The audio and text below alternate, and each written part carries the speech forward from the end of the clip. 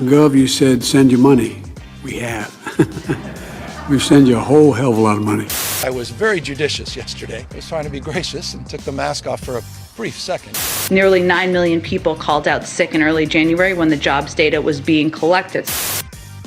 We have got a blockbuster today. Joe Biden sending more money to governors. Gavin Newsom and his whole mask thing. There's an update on that. Psaki just flat out lying to people. And holy cow, Johns Hopkins came out with a massive story that I don't think anybody's covering. But turns out COVID lockdowns didn't actually do anything to stop COVID death. All that and more coming up on this episode of Daily Caller Live. My name is Jobob. Daily Caller Live starts right now. 3, 2, 1. Here we go! Might be the only brown guy on earth named Jobob. That is actually her name, Jobob. Live from a dingy bunker completely cut off from the outside world except for you fine folks today. February 1st, the rent is due, the year of our Lord 2022. Didn't mean to rhyme, but I guess it turned out that way. Again, we've got a blockbuster for you today. Joe Biden saying some dumb stuff. Psaki just flat out lying and people calling her on it actually for once. Gavin Newsom and his mask thing. We have some updates. He gave a statement and dug himself into a further hole, which if you can believe is a thing. And also the biggest story that I think you're probably not going to hear freaking anywhere, except for maybe this show. Turns out COVID lockdowns didn't do a dang thing when it came to actually stopping COVID mortality. We'll get to all of that, but we don't have a lot of time. I'm going to start right at the top here. Joe Biden talking about sending more money to governors. Okay. Got to prepare myself here because this thing makes me angry. Watch this from the president yesterday talking about sending more money to governors, which, what are gas prices like where you live? I know I ask this almost every single day, and I know you comment in the comment sections, and I appreciate you doing that, but inflation is going to go up even more. Got a couple fun statistics after this. Check out this clip. And Gov, you said send your money. We have. We send you a whole hell of a lot of money. And we're going to send you more. You keep using it as well as you have. We're talking about the ability to really, the way I look at it, and I mean this sincerely, and I've said it last night in a more casual way, we are at an inflection point, and we have an opportunity. America is one of those nations, I think the only nation, that's come out of every crisis stronger than it went into the crisis. And I'm not being, it's not hyperbole. We've had a crisis, we've come out, we've been stronger. And I think that's where we are again. Okay, so the president at the end there being a little bit optimistic, but at the same time saying we're going to send more money to governors out there because governors need more money. Couple things to point out when it comes to this sort of stuff. $4.5 trillion has been approved of COVID relief money from the federal government. All but about $500 billion has been sent out. So couple things happening. The federal government still has $500 billion to send out. You think inflation is bad now, just wait till it all gets out there. Again, $500 billion more dollars of already approved funds. This isn't even anything new. This is already approved federal government money coming to the states. On top of that, there's several states that are like, we don't know what to do with this money. We're just kind of hanging on to it. We can't really spend any more because we've already completely taken care of everything we need to do, except for states like California and Illinois, who have massive debt and massive pension obligations, and therefore have used other states' money to cover their bad financial decisions. So there's that. On top of that, again, the states haven't really even spent all of their money. Side note, Gavin Newsom, we're going to talk about Gavin and his whole mask thing, and it's so juicy and good because he came out with a statement yesterday that makes it so much better. And by better, I mean terrible.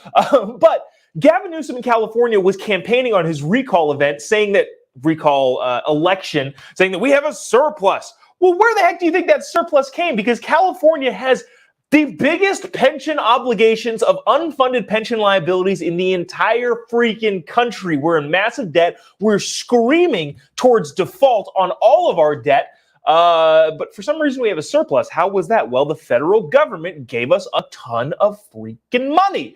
And so if you're in a state that's not California, I guess thank you from Californians for covering our poor financial decisions.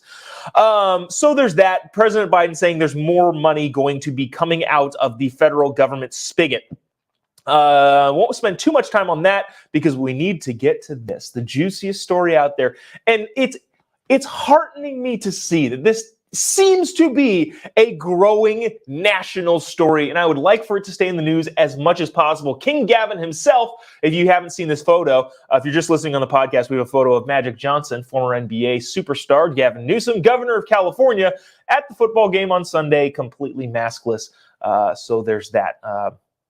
Side note on the side note, Tom Brady officially announced his retirement. Swirling rumors around the weekend, and he officially did it today on Instagram. I am sad, but I'll say it here first, and I'm going to clip this clip out for later in the future. I do not think we are done seeing Tom Brady playing football. I would imagine there's going to be some good team next year, and their quarterback's going to get hurt, and Tom Brady's going to step in and save the day and win another Super Bowl. That's that. Anyways, Gavin Newsom, okay, if you haven't already, if you're watching this, I know there's a lot of you out there watching, click the little share button or click the little like button and the little share button, because the next video clip is going to blow your mind. This is King Gavin talking about his maskless situation. Okay, so Sunday, he was caught without a mask. At the NFC Championship game in Los Angeles with Magic Johnson. Also, London Breed, mayor of San Francisco, and Eric Garcetti, mayor of Los Angeles, also without masks. But Gavin Newsom, probably the most, I don't want to say hated, most eyes rolled at governor in all of the country, has mask mandates through February 15th. The entire state, indoors entirely, needs to have masks on through February 15th. And guess what? By my calendar, it is February 1st and therefore not February 15th. So Gavin, you should be wearing a mask, but he wasn't. Then he came out and gave this ridiculous statement. Watch this. I was very judicious yesterday, very judicious. And you'll see the photo that I did take where Magic was kind enough, generous enough to ask me for a photograph. And in my left hand's the mask, and I took a photo. The rest of the time I wore it, as we all should. Pause. Nobody freaking believes you, Gavin. I was trying to be gracious and took the mask off for a brief second. But no, I encourage people to continue to wear them. I want to just say this. So that was Gavin talking about his maskapades. Let me play this last clip one more second because I think I cut it off here really quick just so you can hear this again. I took a photo. The rest of the time I wore it, as we all should. I was trying to be gracious and took the mask off for a brief second. But no, I encourage people to continue to wear them. I want to just say this. So at the beginning of that clip, sorry, I think I cut it off. Gavin said, well, my mask was in my left hand when I took the photo. I just took it off for a brief second. Well, photos have emerged that that's not the case. Gavin 100% wasn't wearing his mask. The majority of the time, people took photos from across the stadium of Gavin had his mask on his ear like a mask earring, and also hugging Magic Johnson with literally no mask in sight anywhere. So there's those photos. But then Gavin said, my mask was in my left hand. Dude, you have to believe that people are smarter than you think, even if you disagree with their policies. Gavin Newsom is the governor of the largest state in the union and is going to run for president. But he said something completely unprovable, judging by the pictures. He said, my mask was in my left hand. If you're watching this and you're not listening to the podcast, this is a photo of zoomed up Gavin Newsom's left hand. You'll notice there's no freaking mask. There's not a mask at all. He said, the mask was in my left hand while I took it off for just a brief second. Dude, lie better. Look at this photo with Magic Johnson. Your right hand is behind Magic Johnson, who is a very large person. You could have just said, my mask was in my right hand. But he distinctively said, my mask is in my left hand, and the left hand is visible in the photo. And it doesn't have a mask on. Sorry, I feel like I'm yelling, but this is insane. I'm not going to belabor this topic too much because I know you guys are all probably already seen all of this sort of stuff. But again, the hypocrisy coming from the left side of the aisle is absolutely astonishing. Now, I would have thought Gavin Newsom saying that mask was in my left hand and it being clearly evident that the mask was not in his left hand was going to be the biggest hypocrisy, just flat out straight lie of the day, but it is not. Jen Psaki yesterday went on the podium in the White House press briefing room and did a little bit more than spin. Jen Psaki had a flat out lie, and it is almost hilarious and also a pretty good forecast of what the administration thinks is coming down the pipe.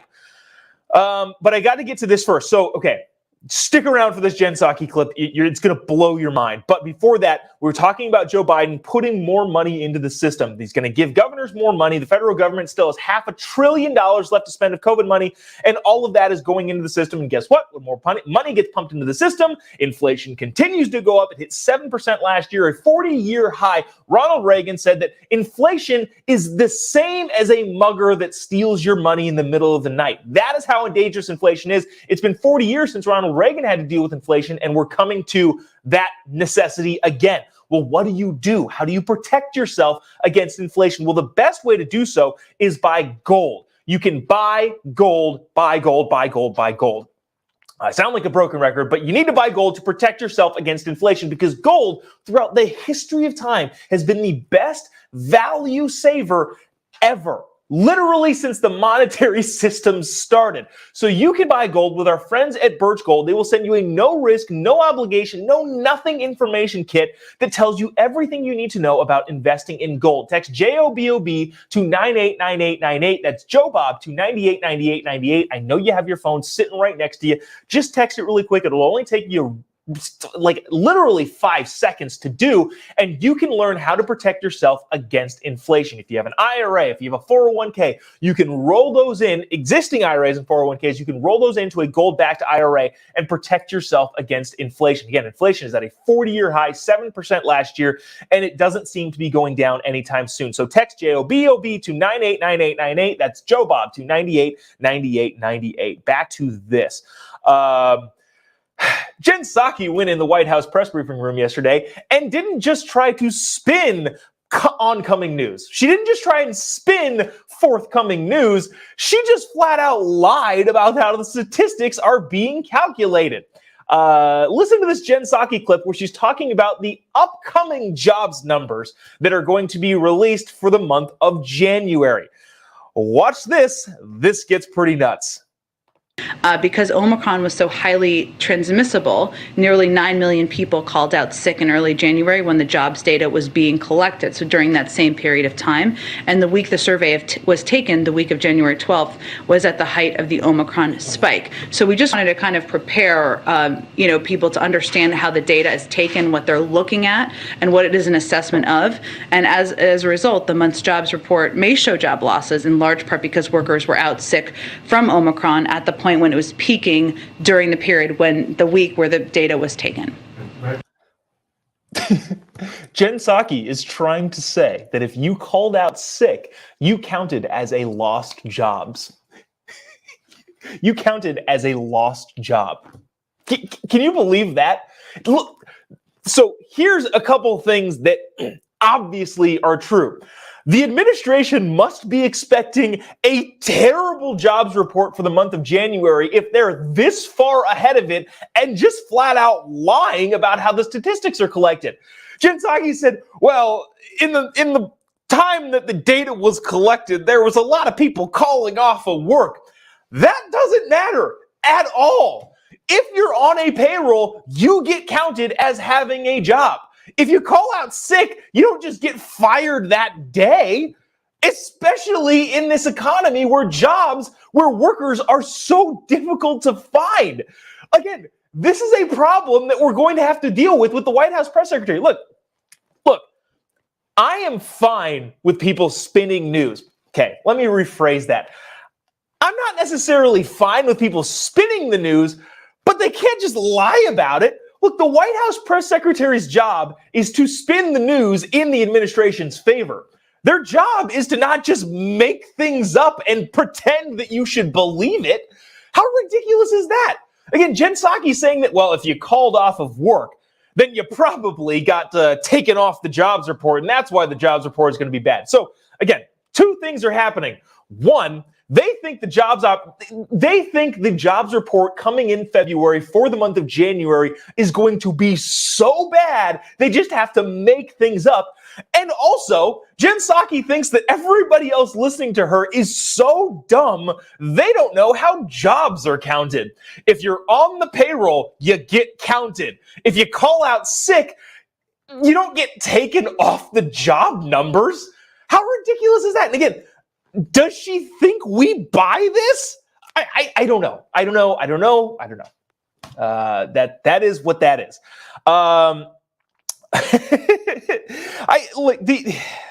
Yeah. Again, the White House probably thinks this is going to be. The White House probably thinks the job numbers is going to be a disaster incoming for the next month. 9 million people calling off of work, which means the job numbers is going bad. So that's that. I want to get to this. This is this is probably the big story of the day that I really, really want to get to because it is both fantastic and horrifying, hilarious and awful.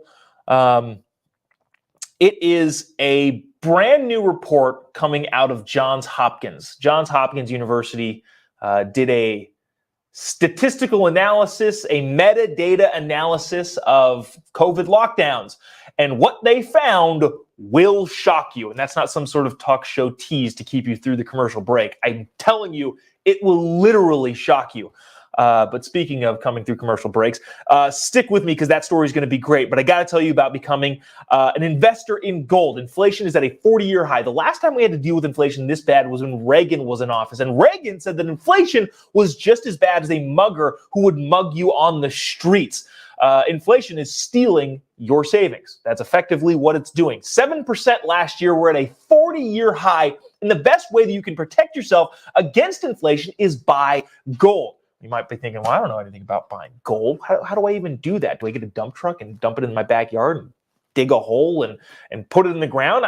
Well, you can. And our friends at Birch Gold can help you do that. But also, if you have an existing IRA, if you have an existing 401k, you can roll those into a gold-backed IRA with our friends at Birch Gold. And they'll send you a free, no obligation, no cost, no nothing info kit that tells you everything you need to know to do that just by texting JOBOB to 989898. That's Jobob to 989898. And our friends at Birch Gold will send you everything you need to know about protecting your savings. Are you close to retirement? Are you saving for retirement? Well, the government is stealing from that retirement savings by the way they're sabotaging the US dollar. Birch Gold has a A+ rating by the Better Business Bureau, helps thousands of people to convert their money into gold to help protect themselves against savings. So friend to friend, you need to do this. Text JOBOB to 989898 and our friends at Birch Gold will send you everything you need to know. That's Jobob to 989898. Back to this. This is, I think, the biggest story, and it's going to be the biggest story for me for a while. Johns Hopkins did a metadata... Take two. Johns Hopkins did a metadata analysis of over 1,000 different studies regarding COVID and lockdowns. What they found was that lockdowns didn't do a dang thing to stop COVID mortality. Let me read some of that information from this again, groundbreaking study. Look, Johns Hopkins, not a right-leaning conservative news outlet. No, Johns Hopkins, the probably pretty liberal, probably pretty cautious institution that has been kind of at the forefront of all of this COVID stuff. So if it's coming from them, I would take what they're saying pretty dang seriously. This is from Washington Examiner.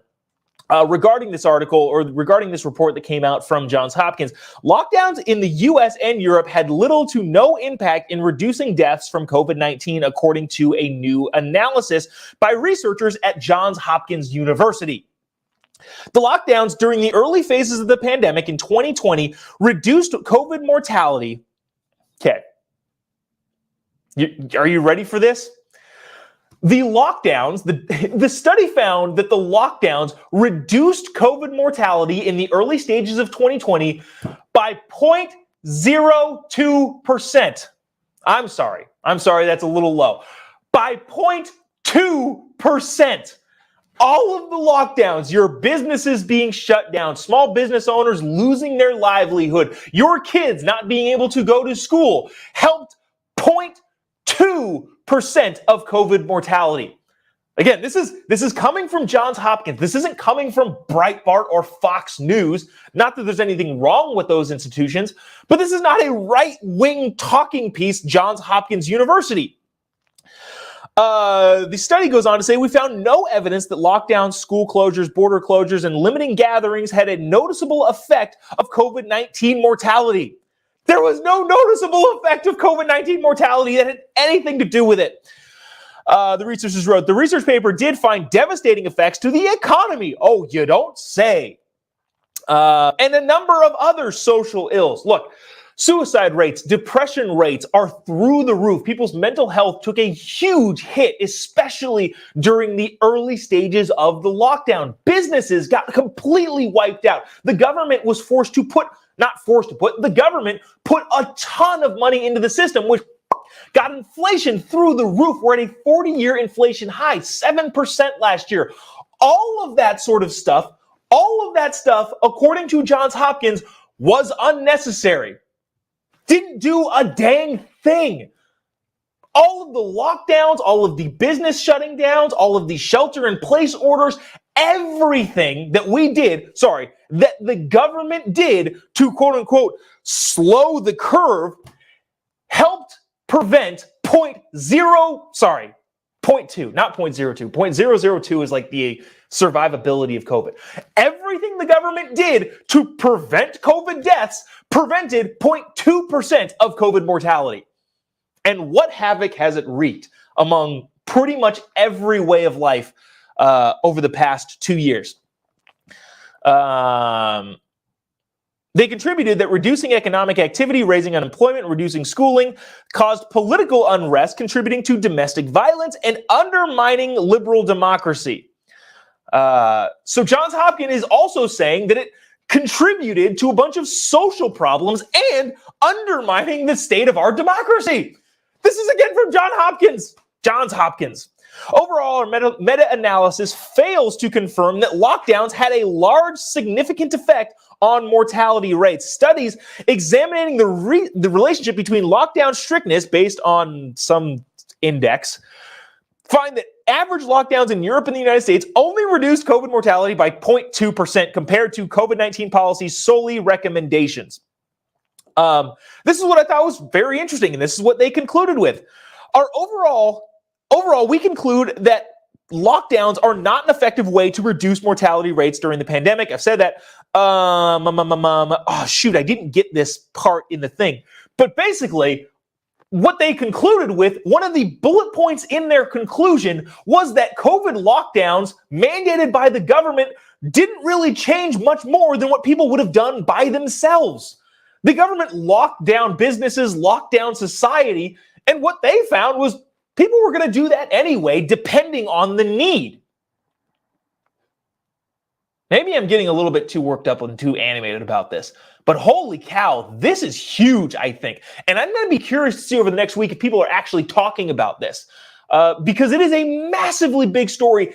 And for the future of us, when we have another lockdown, so to speak, and this is not hoping for that, but when we do have another virus, I hope we don't do the same thing. But this is also interesting.